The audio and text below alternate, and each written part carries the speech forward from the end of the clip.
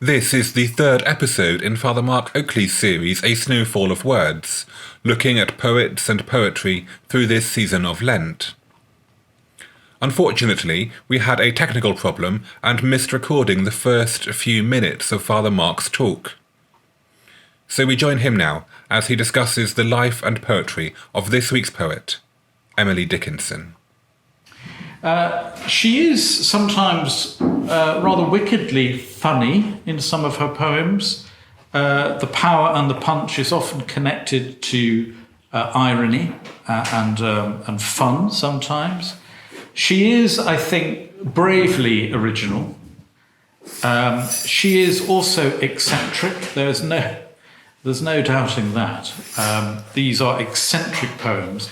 And the one thing you can always tell is a Dickinson poem. If you ever encounter it, you will know who wrote it instantly. And people obviously try to imitate it.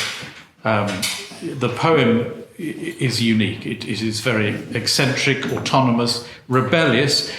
And of course, it's very interesting to place it in her context. This is a society where women were generally expected to be dutiful rather than creative. Models of decorum rather than innovative. And she was using, I think, all the resources of her family, her home life, the network of friends, to shatter that narrow role that society was offering her. And as I say, it leads her to being one of the most famous and probably one of the more admired English language poets.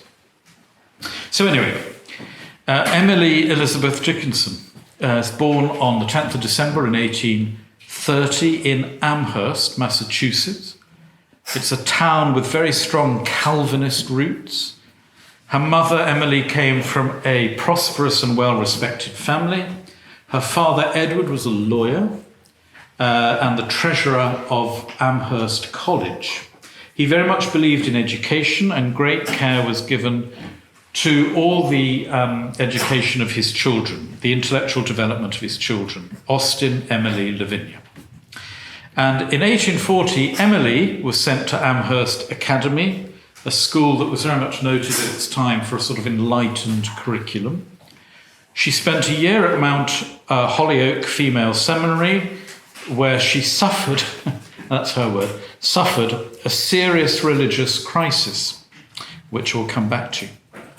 Emily had a very close relationship with her elder brother, Austin, who became a partner in their father's law firm, and with his wife, Sue Gilbert, who had been at the academy with her.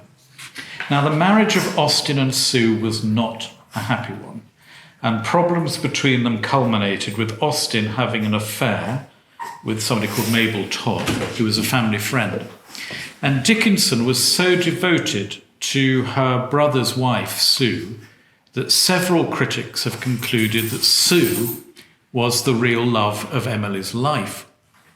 Now, whether Dickinson consciously saw her love for Sue in any physical sense of desire, or whether it was a sort of romanticized emotional attachment, lots of PhDs on all that are being written. Some think that the love of her life, because we won't see them tonight because we're looking more to her religious poems, but if you look at some of the poems that talk about love, it's intense, as you would imagine from Dickinson. And some people think that actually the love of her life was a friend of her father called Otis Lord, but there is certainly some passion in her, and it feels as if it is often channeled at a person, but we're not quite sure who. Dickinson started writing poetry in her late 20s, and after submitting some poems to a journal, at the Atlantic Monthly, she begins this correspondence with its editor, Thomas Higginson, who I quoted earlier. And that correspondence lasted 20 years, during which time she sought his advice on loads of literary issues, but didn't follow any of it, fortunately, I think. Dickinson's mother fell ill in 1855, and the responsibility for her care and all the household matters suddenly falls to her daughters. And from about 1860, Dickinson very gradually begins to withdraw from the world. She was writing a lot of poetry in what has been called the flood years of her life, 1861 to 1865, when they were literally flooding out of her. Loads of poems. And although we have the little fascicles that she sewed together, there are also lots of poems we have where she just was writing on anything to hand. So shopping lists, bills, receipts. She was scribbling away. I mean, it was a very creative, flooding period of her life. We know that in 1862, which was her most productive year, she averaged about a poem a day. From the 1860s onward, she begins to dress only in white. Especially after her father died in 1874. And then a year later, her mother becomes paralyzed and remains disabled, requiring constant attention until her death in 1882. She wrote, "We were never intimate, mother and children, while she was our mother, but minds in the same ground meet by tunnelling. And when she became our child, the affection came. When we were children and she journeyed, she always brought us something. Now would she but bring us herself. What an only gift."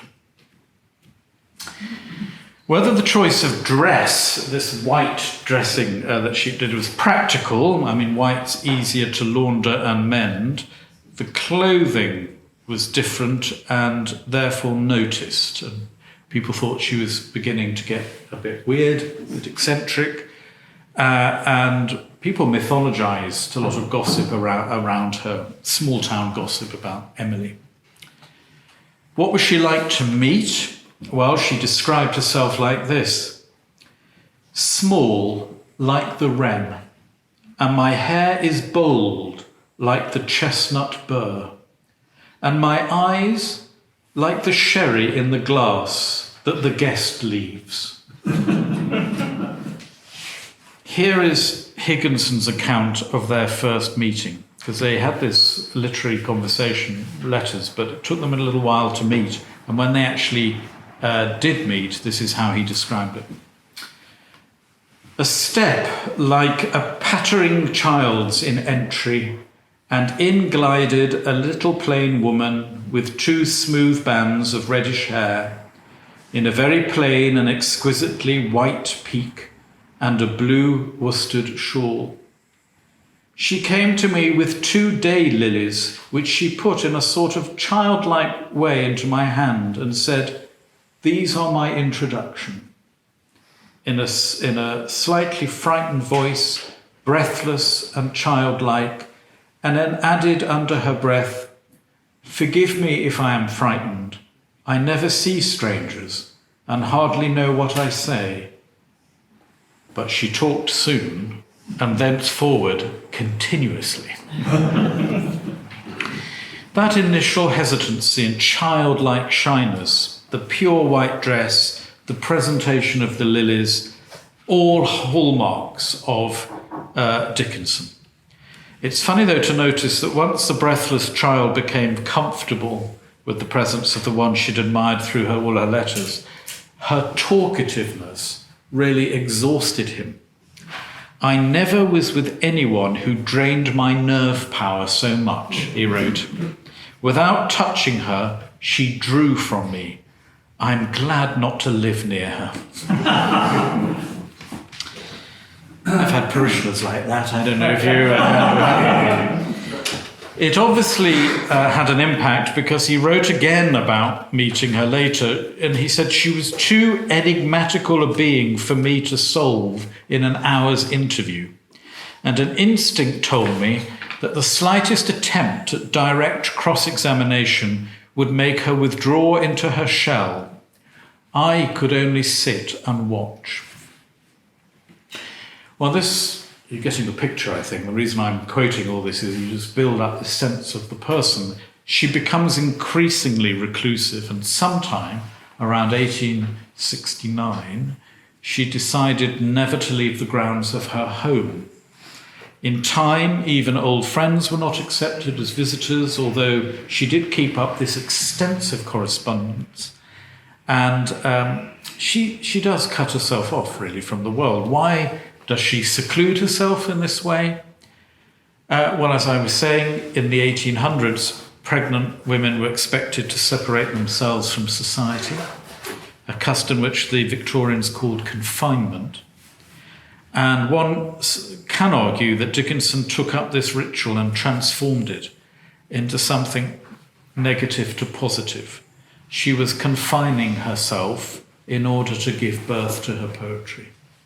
Some people think that's why this was important to her. Whatever the reason, the seclusion seems to have been necessary for her work. So she doesn't go to the lectures, parties, picnics, fairs, receptions, gossipy church socials, weddings, baptisms, all those things. We must note, though, that although she physically became absent, she was very emotionally and intellectually invested in her family. Her correspondence and all the news of the world that was going on is channeled through her letters. Her behaviour does not seem to have been considered very odd by her family, even though to outsiders she soon became known as the Myth.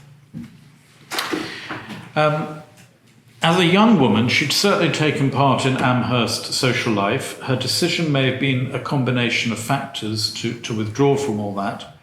Some people think she was agoraphobic. Some people think it was part of a great pose, a sort of John Donne-esque dramatisation of herself. Some people think it was performative, that it was done to avoid social obligations that women had to go through. Some people think she was the victim of disappointed love and just took to her room, as it were. The biographers all differ, and there is, as I said, some confusion, ignorance over whether there was somebody who she deeply loved and was passionate about, but was lived with the unexpressed passion of that. So she publishes only 7 of her poems during her life. The remainder, as I said, were stitched into these little packets. In the last years of her life, Dickinson spoke to friends, visitors, and even her doctor from behind the safety of a door or a curtain. There are a couple of films made out of the life of... I don't commend them. They're rather oh dear, it's a lot of nothing going on. But anyway, that you see in the film, this bizarre thing of the doctor trying to do his work and try and work out how she is physically from behind a curtain, and having to ask all these embarrassing questions. She even remained in her upstairs bedroom during her father's funeral, listening. She stayed upstairs and she listened. The funeral began in the home, and she listened to it upstairs instead of coming down. Like many who admired her and became part of her inner circle, one friend said that she came to know Emily principally through the sound of her voice. So a lot of later friends only really heard her, they never saw her.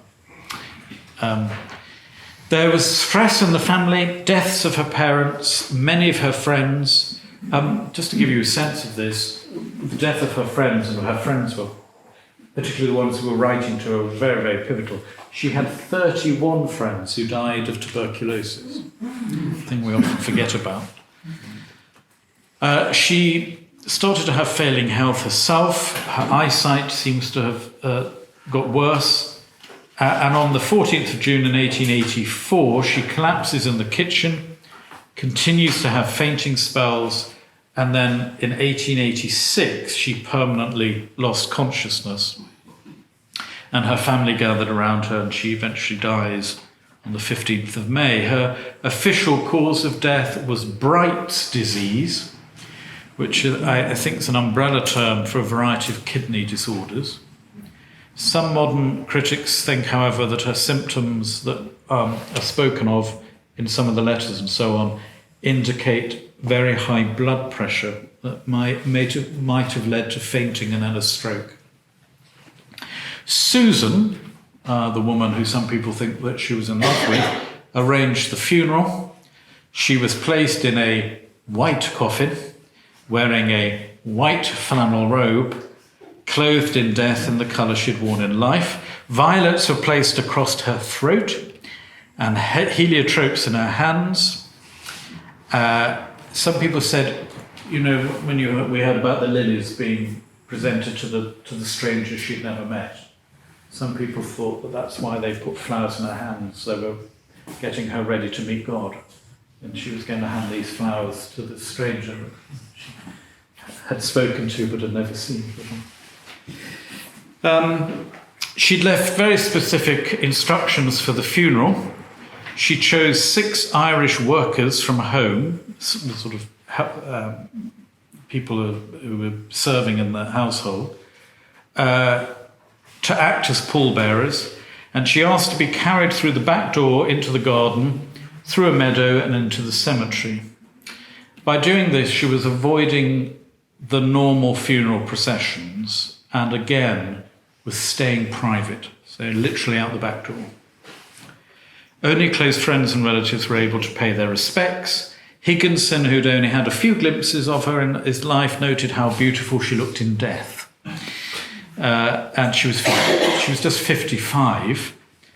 The funeral was held in the library at home, and Higginson read one of Dickinson's favourite poems by Emily Bronte, "No Coward Soul Is Mine." Rather beautiful poem.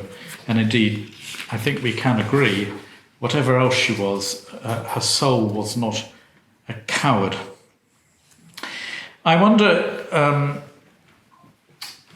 really what people made of her in her life. The initials EED were carved on her headstone, but in the 20th century a new headstone was given her, and this time it simply says, if you go and see it now, it just says "called back." That phrase refers to Dickinson's last known letter, which she wrote to her cousins, and it was written just a few weeks before her death, and the letter read, "Little cousins, called back, Emily." That's all it said. So people often feel that she knew that her end was very near. Dickinson also had read a novel called "Called Back" and was punning, by the way. After her death, a box containing 900 of her poems was found by her sister, and so more were found later. So this is not Jack Donne going, merchant adventuring on the seas and ending up in Mitcham. This is not George Herbert in his rectory. This is a rather reclusive life. But then, as I said, the balance of this orderliness, this reclusiveness, is found in this very molten lava, explosive inner life that she has, which comes out in her poems. So I'm going to tell you a little about those poems in a moment, but let's start by looking at one. And on page 2, you'll find number 1.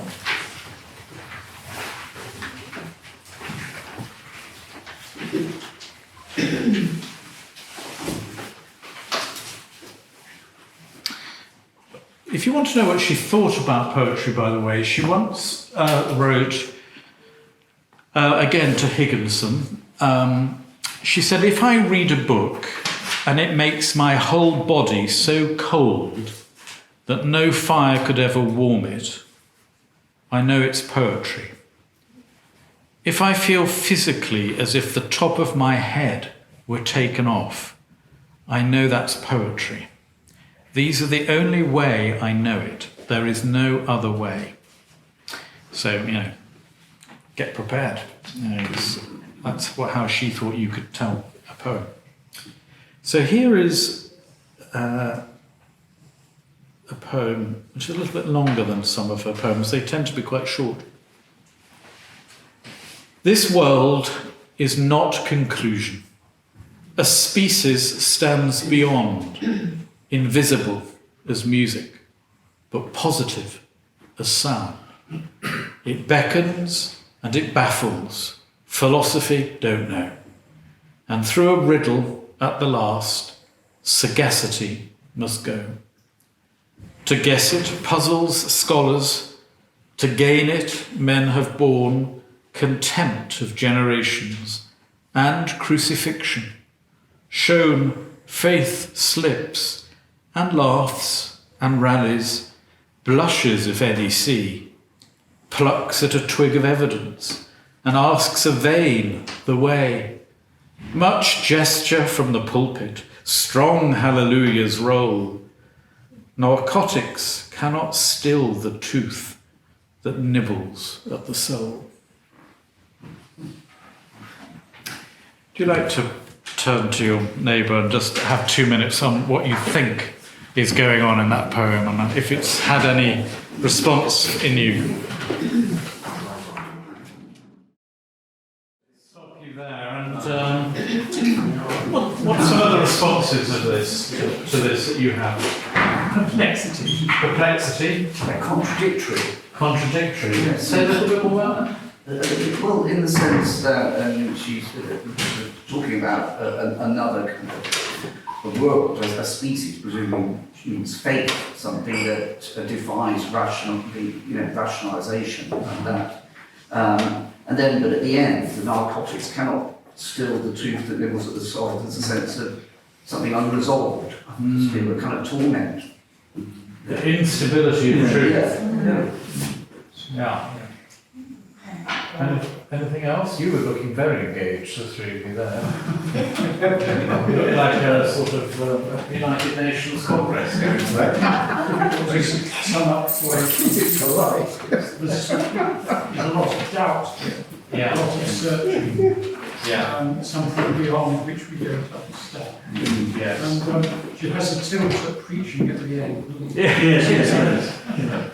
Yes, she did go to. So there were lots of religious revivals in these little homesteads and small towns, and there was one where everybody had got up and dedicated their life, as you do at these sort of rallies, and she refused. However, as we'll find, and I've tried to find just a handful of them tonight, a lot of religious imagery lies in her work. She obviously knew her Bible very well, and I'll at the end I'll just tell you what a visiting vicar once wrote about her when he had a long conversation about her faith. But we're not talking, orthodox belief here, but we are talking a faith that was very much infused and has inherited the Christian tradition. And so you've got crucifixion in this, which instantly makes you, and talks about faith. A vein, of course, nice double meaning of that. A weather vane on a church, always pointing in the direction of the wind, but of course vain also. We think we're vain if we know the truth conclusively. And we were talking, weren't we, in one of the weeks before, about listening to the noises of a poem. Poets pick their words carefully, and in that beginning of the poem, you hear beyond, beckons, baffles, It's sounding a bit bumpy already, literally. You get the truth is a bumpy ride. I think you can hear those sort of interruptive bees going on. What do we make at nibbles at the soul? It's a rather. When you read that poem quite often, that's when people sort of smile. There's something about that image that people are drawn to quite often. Is it something that you found a bit odd? Or? Well, the tooth is gnawing anxiety, but the liberals suggest a little rodent, doesn't A it? rodent. It's a reference to toothache. So it's Uh-huh. something which is not necessarily pleasant, but it doesn't go away. Yeah, You can't be sort of put into a box and forgotten about. yeah, It's there all the time. yeah, It's this kind of doubt about religion. But at the same time, there's something there. yeah. And the world is not conclusion is a really good example of what I was telling you about her first line. You know, you sort of, it's a very striking first line. Then the word species, Yes, that's odd, isn't it? very difficult word. Yeah. It can't be Darwinian, can it? Well, she is around. She at the end of her life. I mean, that's the other thing that to think about religiously, the context that she's in. When she's born, you know, the majority of people in her village would have thought the world was created 6,000 years ago. By the time she's dying, Darwin is publishing his work. So, yeah, there's a lot of doubt going on, particularly about religious narratives, particularly around creation. Do we know if this is an early or a late poem? I can't answer that. I've got a feeling this is part of those flood years, Yeah. around the 1860s, I think. But certainly that the religious doubt that was being fueled by Darwin's work and all the defence that religious people were starting to put up may well be in this poem. Yeah. Let's have another look at another one, and then I'll just say a few things about her poems. Well, here's one that was sent to me when I was ordained. Okay. Number 5.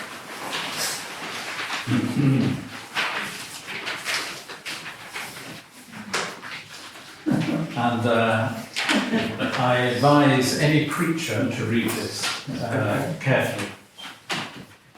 Tell all the truth, but tell it slant. Success in circuit lies. Too bright for our infirm delight, the truth's superb surprise. As lightning to the children, eased with explanation kind, the truth must dazzle gradually, or every man be blind. What do you make of that? Why did somebody send me that when I was there? Anybody answer that? I don't know. It works very well if you do it. Yeah.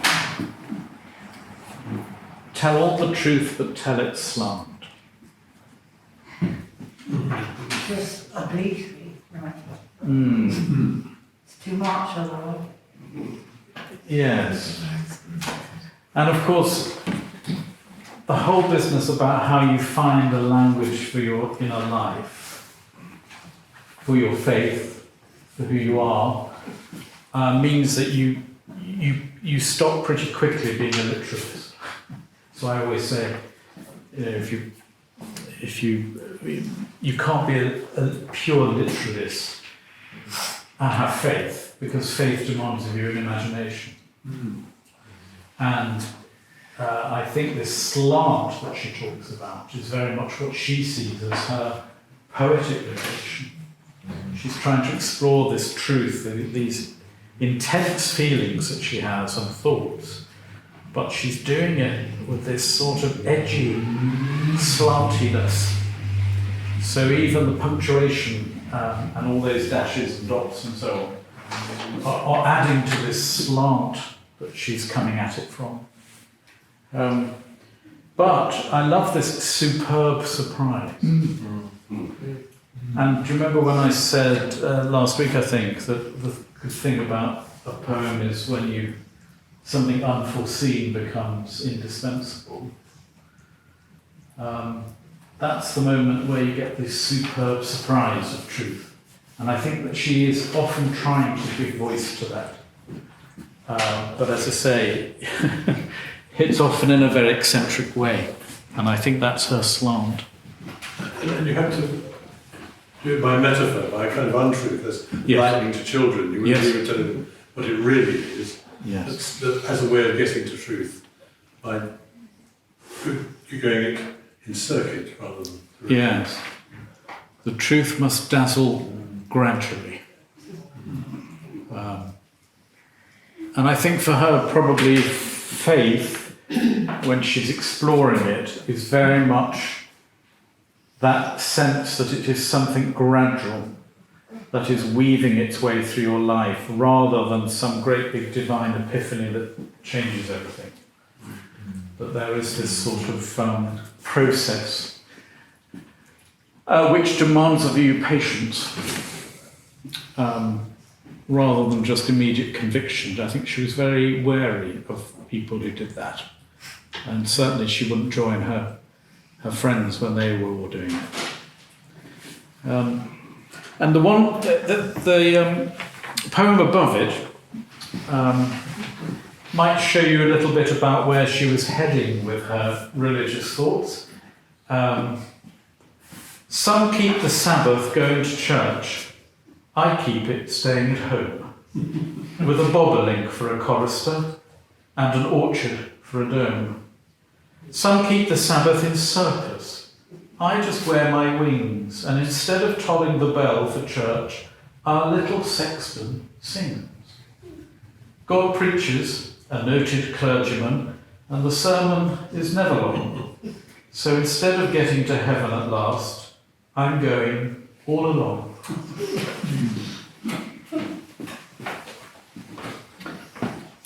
What's a bobble? I knew you were going to ask me that.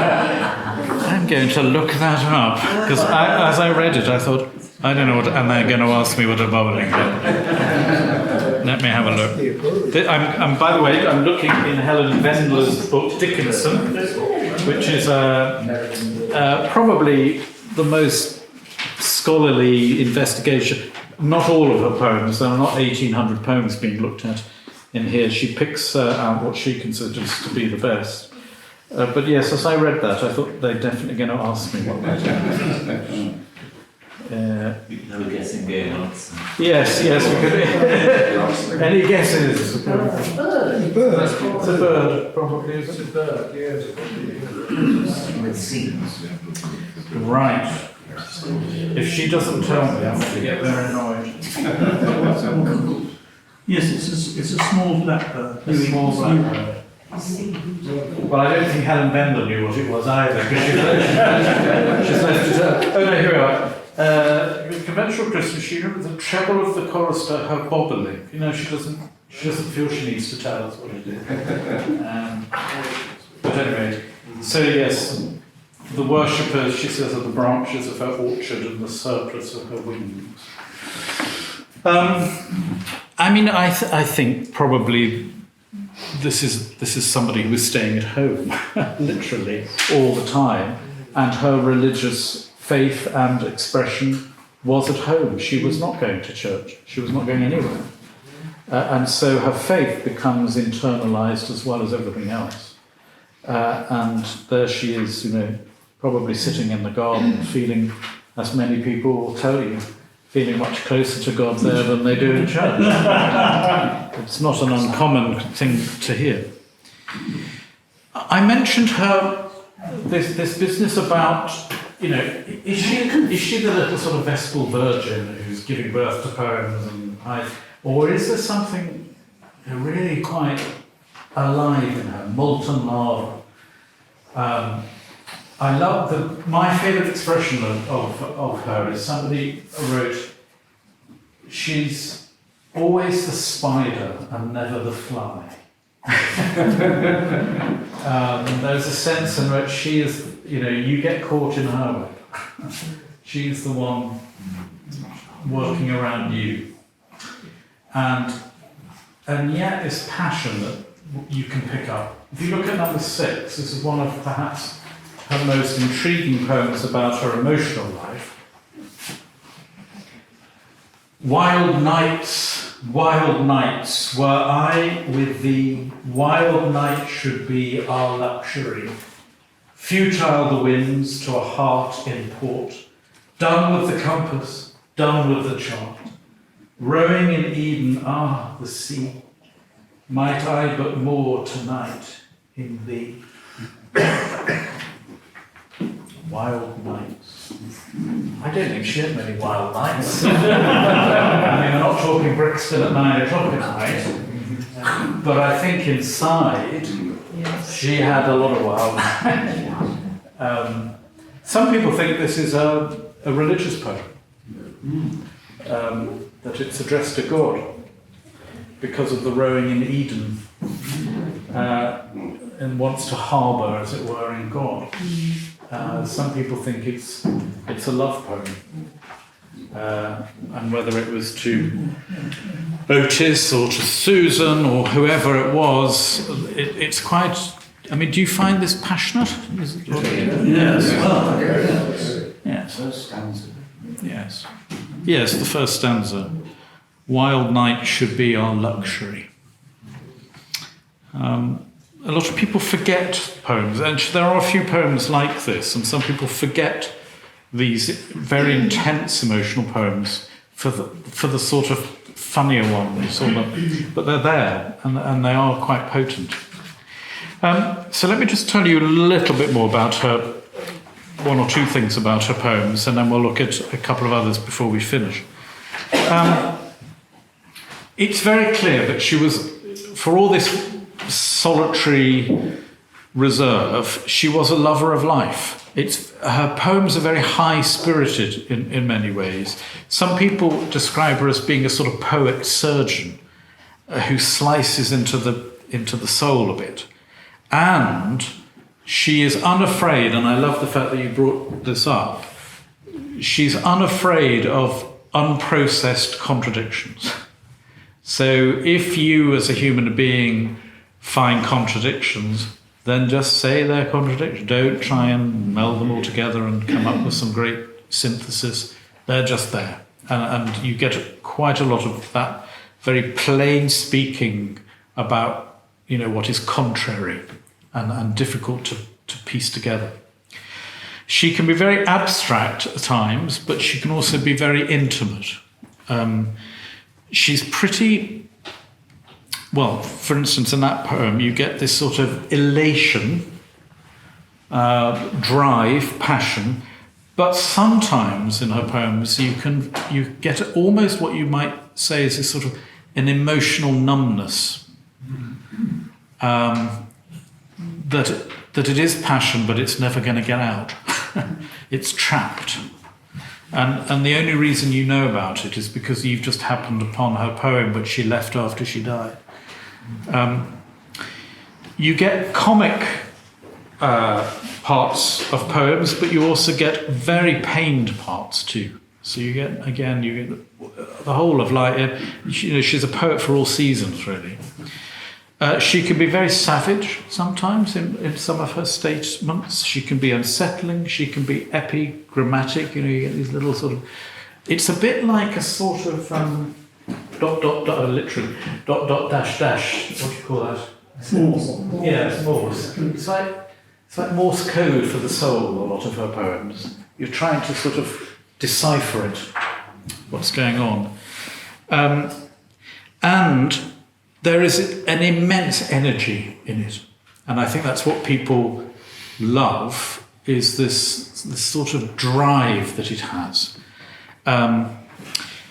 She achieves a lot of compressed effects with her language, and quite often it's it's a bit like Bletchley Park. You have to sort of decode a lot of this undercover meaning that she has. Unfamiliar phrasing, dots and dashes. And poems often identify and define with very cryptic metaphors. Somebody said this over here. She once wrote, "We see comparatively." So she was always seeing comparatively. And the endings of her poems, which are often done with a dash. So again, the world is not conclusion. actually, just like her poems, they're very rarely a conclusion. They usually have a dash, so that you're being taken on. You sometimes feel, I think, that your sort of window's been pushed open at night and in a new place that you've never been before. You know, when you're sort of lying in that hotel and you've opened the window and you don't quite know where you are because you've arrived when it was dark. And you feel this sort of air coming through, but you don't quite know where you are. And you're just going to wait till the morning and then you'll see.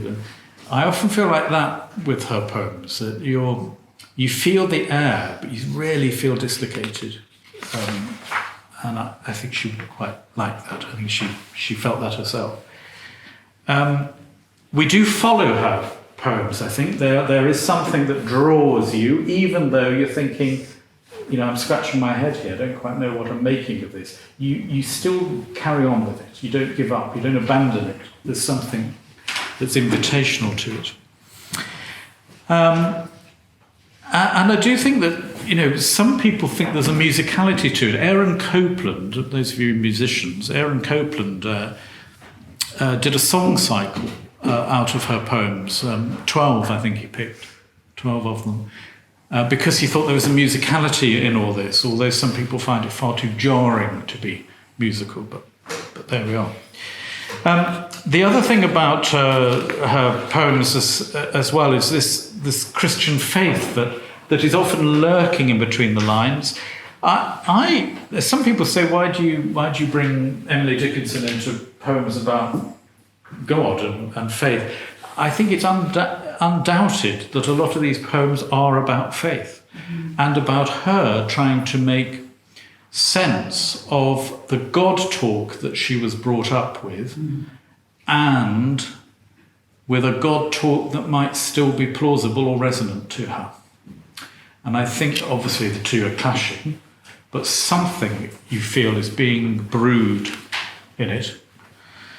It's not conventional God talk, but I do think it's there. And let's just look at one of the poems that she's most famous for.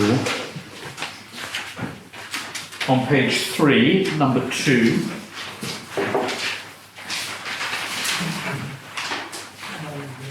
I'm going to ask you just to touch on over for 2 minutes on this one, because this is a famous poem by her. That, of course, doesn't always mean that it's a well understood poem by her, but people are drawn to this for whatever reason. Hope is the thing with feathers that perches in the soul and sings the tune without the words and never stops at all. And sweetest in the gale is heard, and sore must be the storm that could abash the little bird that kept so many warm. I've heard it in the chillest land and on the strangest sea, yet never in extremity it asked a crumb of me.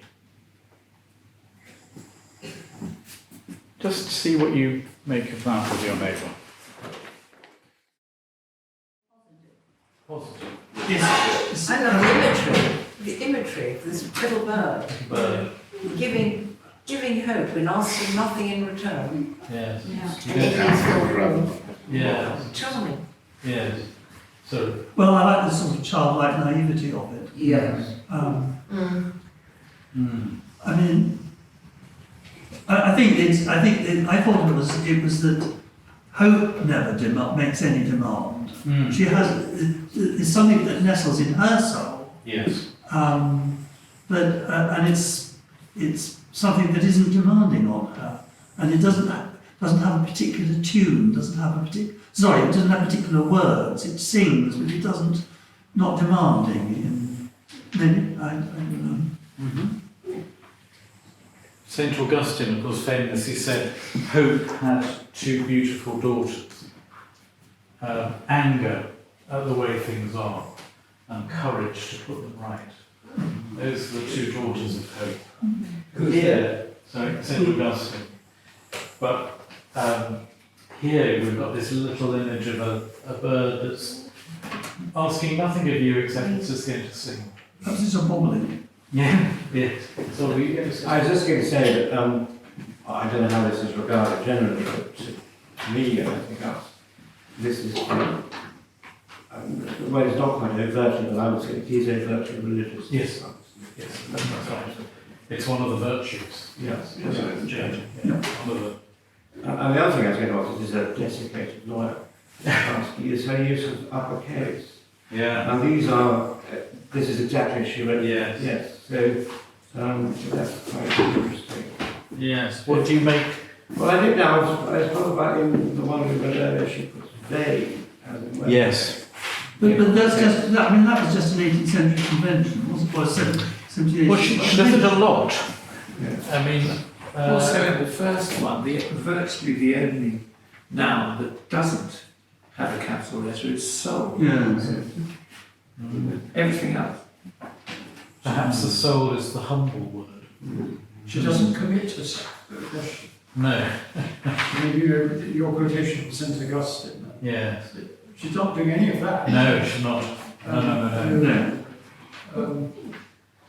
Maybe the little bird was asking her, but she isn't listening. I do like the image of hope being perching Yeah. in your soul. That idea of perching. But there's something incremental about the poem as well, isn't it? Because it starts with a little bird which is quite harmless, moving on to a gale, and then a strange sea and extremity. Yes. And each of them, the capitalised noun in each stanza reflects that Yes. incrementalism. Exactly. Yes, it does.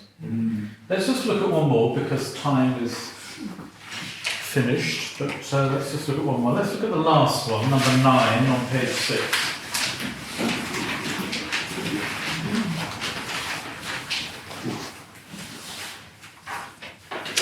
My period had come for prayer. No other art would do. My tactics, Mr. Rudiment. Creator, was it you? God grows above, so those who pray horizons must ascend. And so I stepped upon the north to see this curious friend. His house was not, no sign had he, by chimney nor by door. Could I infer his residence, vast prairies of air, unbroken by a settler, were all that I could see. Infinitude, hadst thou no face that I might look on thee? The silence condescended. Creation stopped for me. But awed beyond my errand, I worshipped, did not pray. I'm not going to ask you to talk about that. You can be troubled by that all the way home.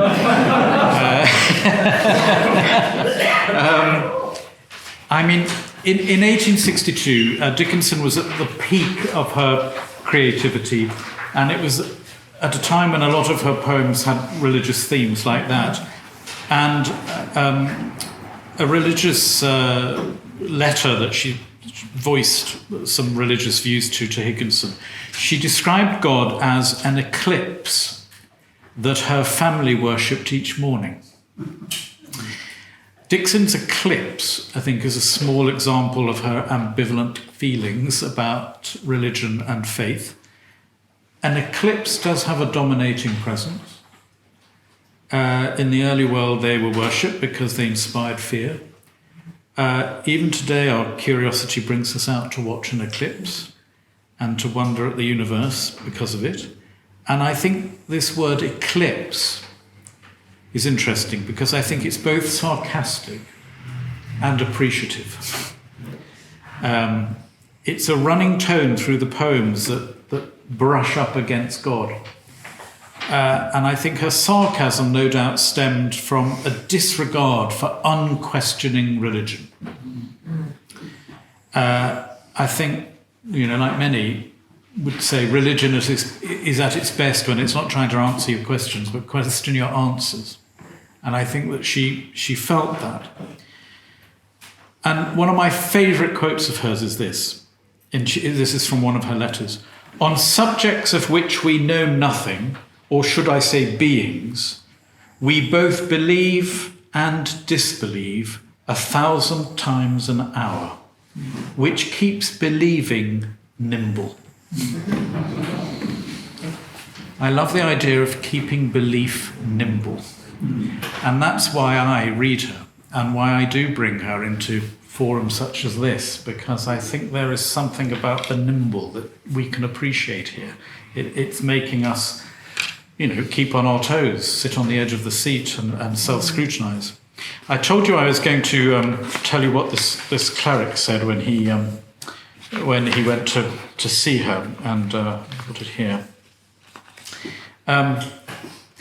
Yes, the Reverend Jonathan Jenkins was asked to go and see Emily by the family, because they thought she was just, maybe we would now say, living with mental health issues. But they didn't know what, they thought something was wrong, and they were also a bit disconcerted by this religious doubt that seemed to be emerging in her. And all her friends, I say, were getting carried away by these gesticulating preachers.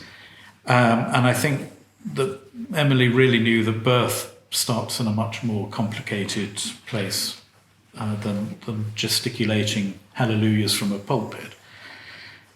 Anyway, the family asked Jonathan Jenkins to go around and assess her spiritual health. That's what they asked. And he went in, he actually did meet her, saw her, talked with her for a long, long time. And he simply came out, apparently, of the room, and they all sort of looked at him. And he went, sound. Now, we don't know much about him, but he reckoned that she was doing all right. I think she's a great tease. Her life and her poetry seduce without offering any sort of complete satisfaction. But I think that you can relish her poems because, if I can put it this, her slant that she works, that it's a slant of light often, where the meanings are, to use her phrase. And I commend her to you. There are lots of poems that you can read, another 1,750 of them are waiting for you to discover. But let's see how Emily Dickinson settles in your soul and maybe nibbles at it too. So thank you very much.